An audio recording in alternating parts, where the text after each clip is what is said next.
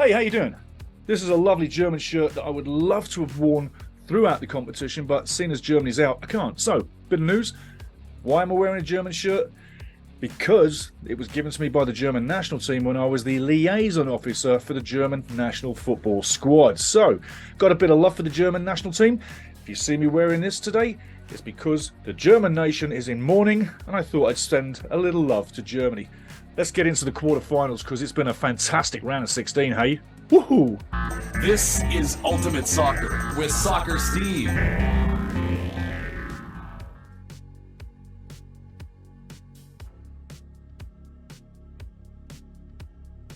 Everything's good. You good your side? Yep. Nice shirt, fella. Nice. Thank you. Hala Madrid. Hala Madrid. Hala Madrid. Ronaldo, respect for Ronaldo, you know. Yeah, absolutely. Right. Let's get into this. Okay, guys, coming back at you. It's been a fantastic round of 16. We've also got Ryan Anderson back with us again from TFC Midwest Podcast. I tell you what, we gave you our picks on the last round. And hey, I got 7 out of 8. I think Ryan got 6 or 7 out of 8. 6 out of 8? 6 out of 8. So, guys, you can see we've done you fair. We've really led you very well. Now, moving into this quarterfinals, a couple of things I want to say. UEFA has 5 teams in the quarterfinals, yeah? CAF has 1 and CONMEBOL has 2. You've got to think unbeaten teams, still unbeaten teams at this stage of the competition. You've got Holland, England, Croatia, Morocco, and Brazil. Yeah, Morocco still unbeaten. And talking about repeat champions, it's only happened twice in history, right? Do you know who it is? I bet you don't out there, but I'm going to tell you. The first one would have been Italia, 1934, 1938. Then it was Brazil in 1958, Pelé's first. 1962, they did the double. And now we're looking at La France, France, who are the reigning world champions, and they're looking to repeat. Down below, guys, comment down below or send an email to fifascup@gmail.com and let us know, do you think France is going to repeat this tournament? Do you think they're going to go twice as champions? It can happen, and they really are in the top 4 for my money. But hey, let's bring Ryan on. Ryan Anderson, TFC Midwest Podcast. Ryan, I want to ask you one question from the round of 16. I know you're a big fan of Japan. How did you feel about Japan going out? What really got you in that game? The fact that Japan, the way they played in that game, scoring first, the way they dominated in their midfield, they actually did stand tall against Modric, Brozovic, and Kovacic.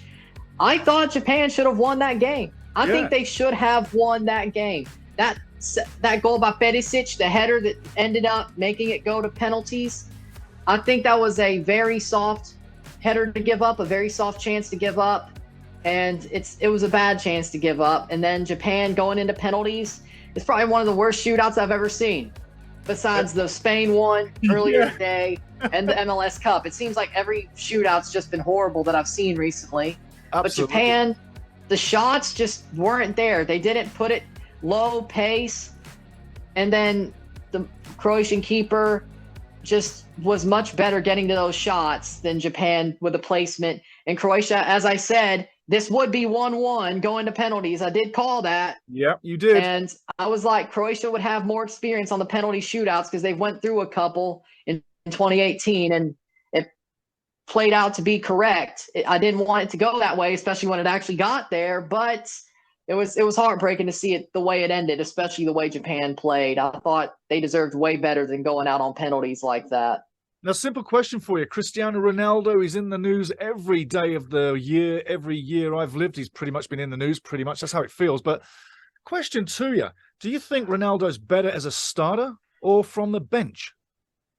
Watching the game today against Switzerland, I think he's better off the bench, because this year has just been this half year since the preseason has started for United. It's just been a year of horrors for Cristiano.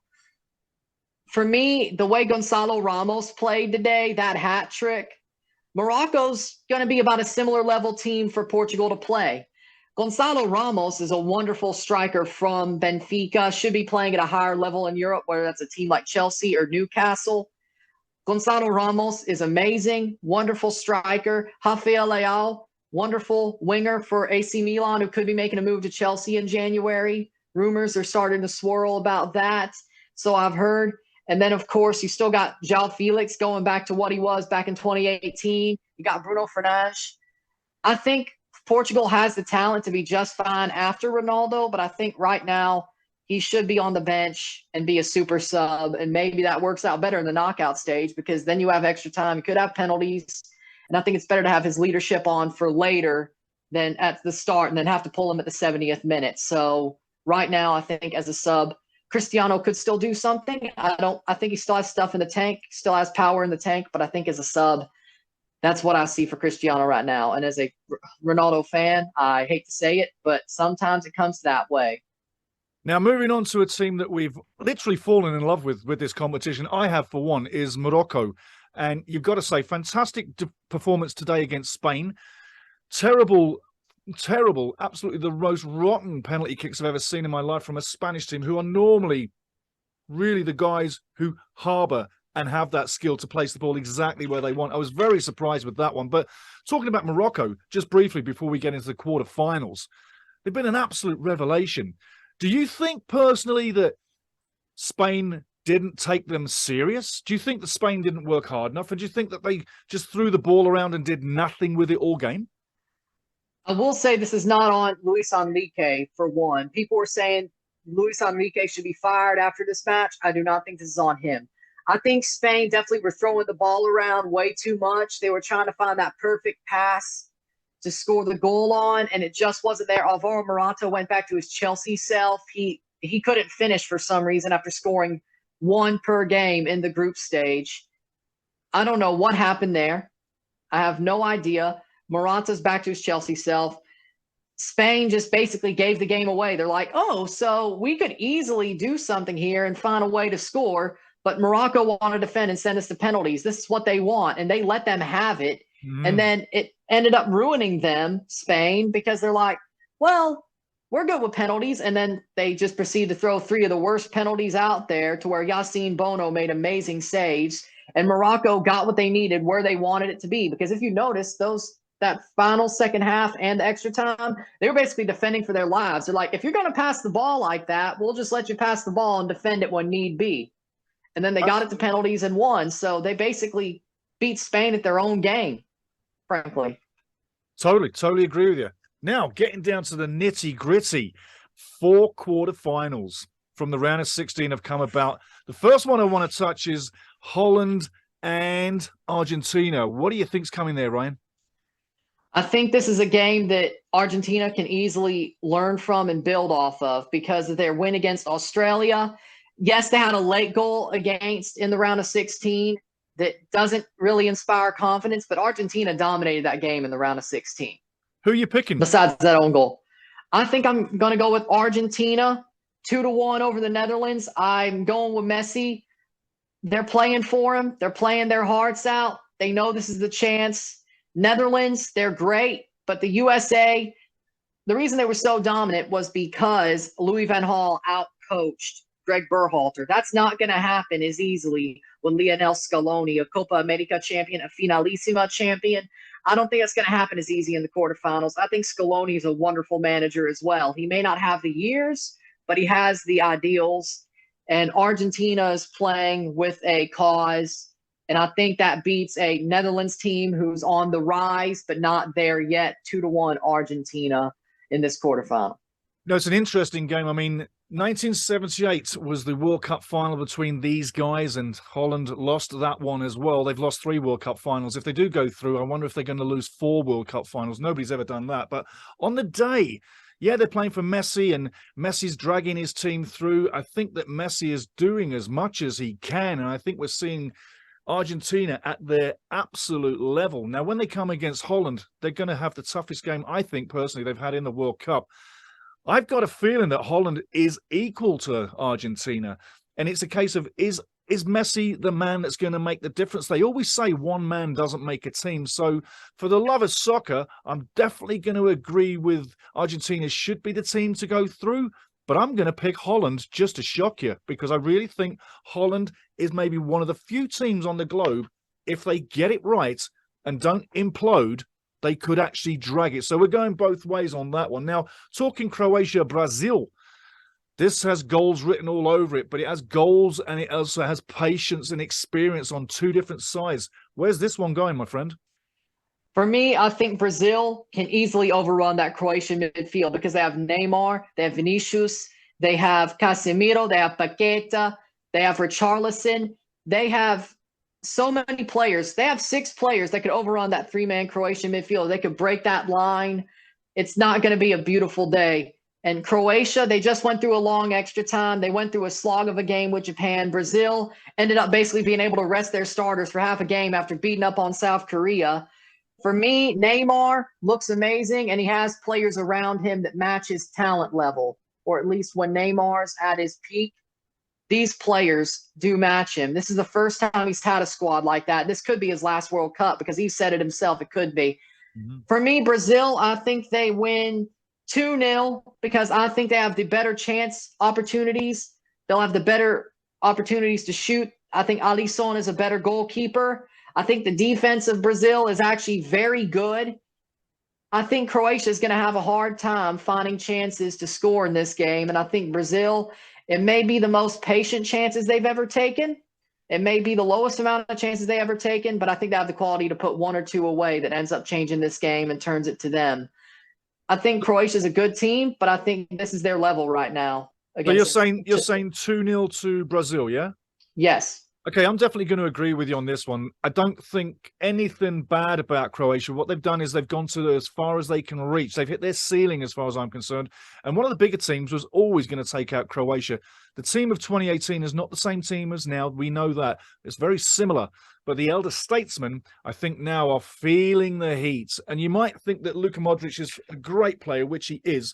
But there comes a time where his magic doesn't work. And I think when you see Brazil, young, eager, moving forward, never taking a step backwards, always in your face and have weapons all over the place. I see probably 3-0 to Brazil. And it's a case of I don't think I can actually look and say Croatia's going through. If Croatia go through, it's definitely on penalty kicks. I don't see a over 90 or 120 minutes victory for Croatia. Sorry, Croatian fans, you're playing Brazil. This is big time. This is where it gets real. And to get to the Final Four, my hand is definitely saying it's Brazil all the way, 3-0. I don't think it could go any other way. Now, a wonderful team that we really want to take a little look at is Morocco taking out Spain. Fantastic to see that happen. But it sets them up with a semi-final with Cristiano Ronaldo and Portugal. This one, for my money, I think that what you saw in the Spain game might be reflected in the Portugal game. What do you think? Well, I think the way Portugal played today, that 6-1 win, as I said, I think Morocco and Switzerland are on a very similar level. And if Ronaldo doesn't start, if he comes off the bench, if Gonzalo Ramos plays as well as he does today, if Portugal plays as well as they do today, which I think they can, it's not going to be a fun time for Morocco. And I say this with all the respect in the world. I think they've reached their ceiling in this tournament. Spain, they ended up saying, hey, we're going to sit back. We'll let you pass the ball around and we'll go to penalties. And they ended up winning on penalties. I'm not saying that was lucky. I'm saying it ended up being a pretty smart move and they got through. But Portugal isn't really as perfect, or they don't want the perfection Spain does. If they find a chance, they'll take the chance, even if it's a half chance. And I think that spells the difference. If Portugal plays as well as they did today and they take their chances, I think in the end, Portugal will win over Morocco. I have 3-1. I think Morocco will score, but I think Portugal will outpower them at some point.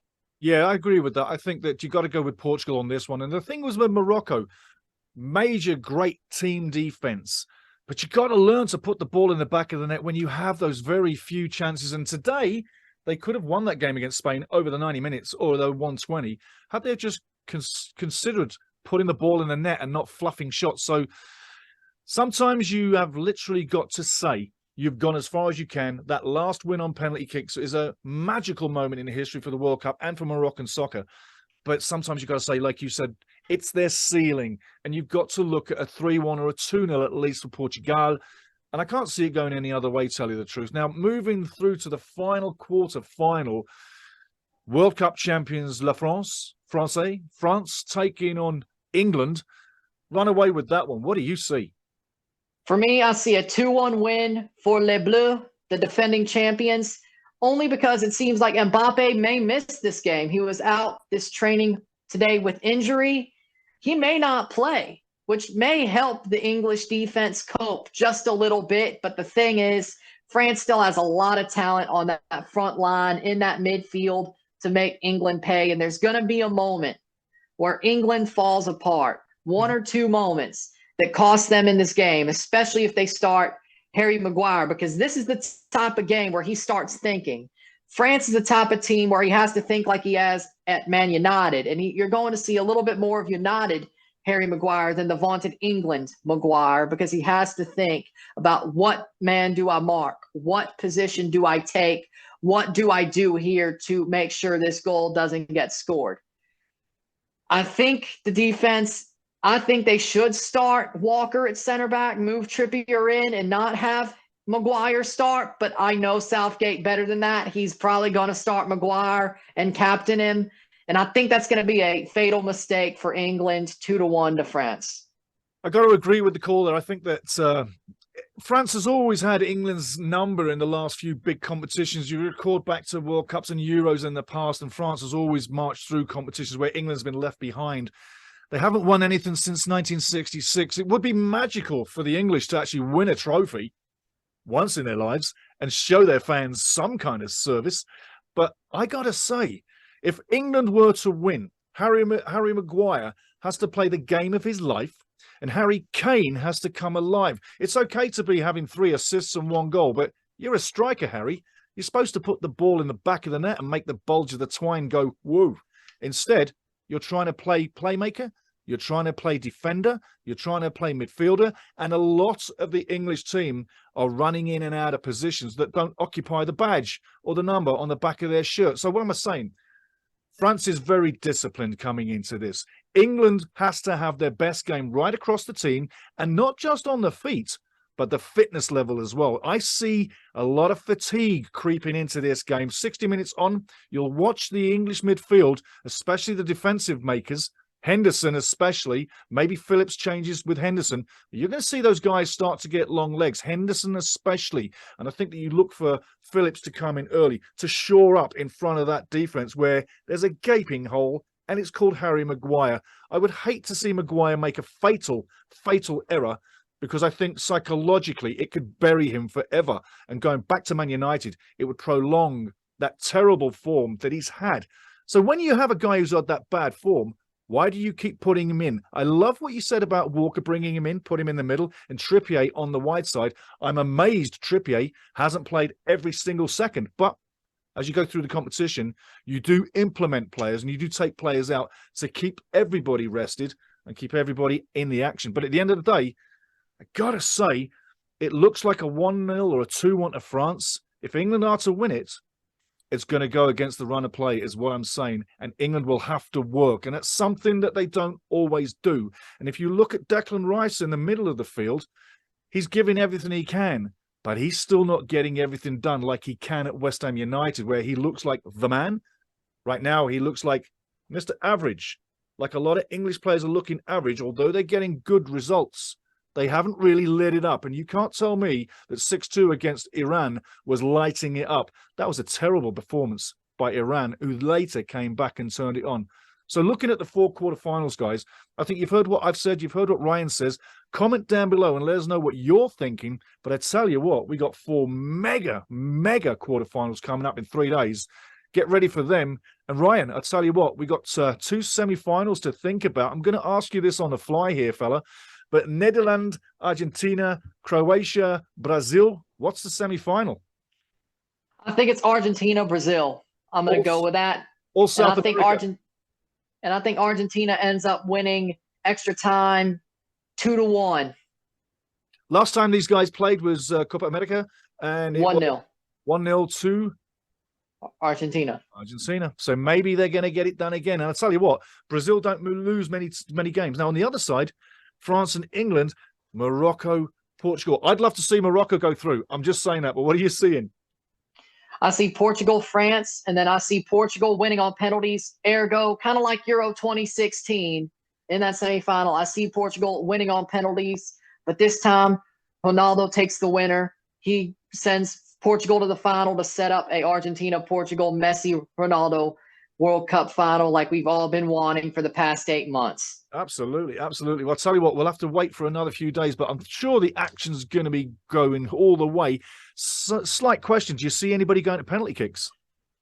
I think if anything goes to penalties, it would probably be France-England. Could be. I don't really see any penalty kick shootouts, but if it does, I say France-England.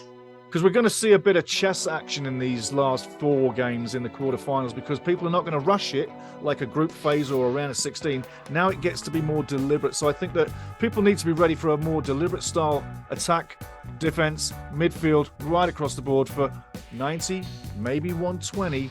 But I'd love 4 games within the 90 minutes to decide it, because there's nothing worse than having to go home on penalties like Spain just did. Ryan, thanks very much, mate. That was an absolute solid report for the World Cup quarterfinals. Join me again, and I'll join you again in the semi-finals. Thanks very much, my friend. Happy to be back. Let's keep on going.